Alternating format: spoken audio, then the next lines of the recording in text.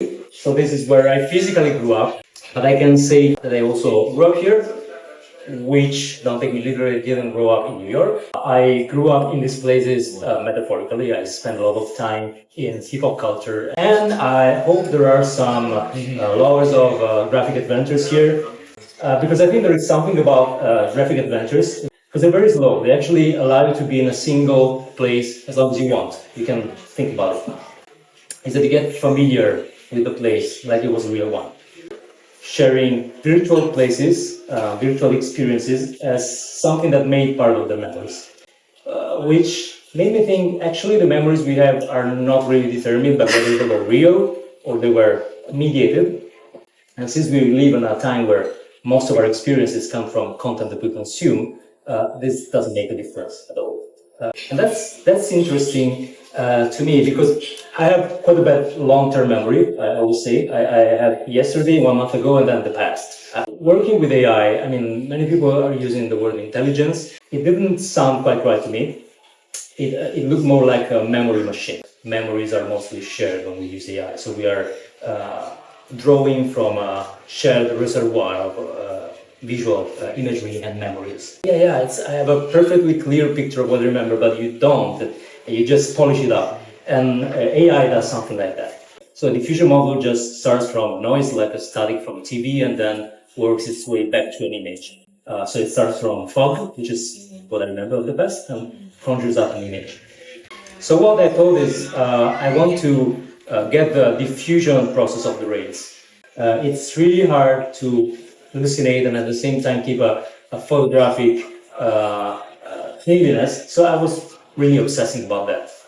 Trying to represent a world that I didn't know for real. So of course my memories were flawed and were idealistic in a way. So this is on the streets.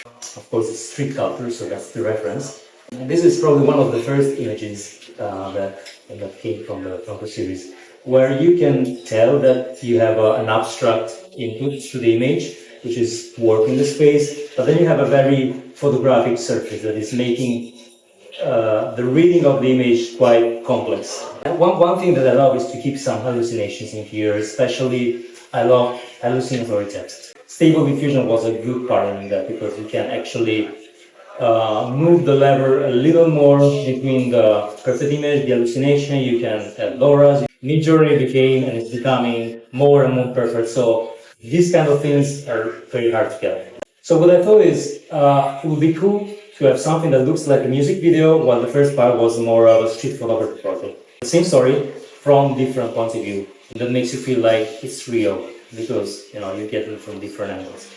And then I thought that the night is actually a very special place. The natural night is I mean, for a long time, polluted and colonized by humanity. The sense of wonder, the sense of fear, all the things that humans have lived with for so many centuries that disappeared in a way. And this collection is going from two main influences, I think.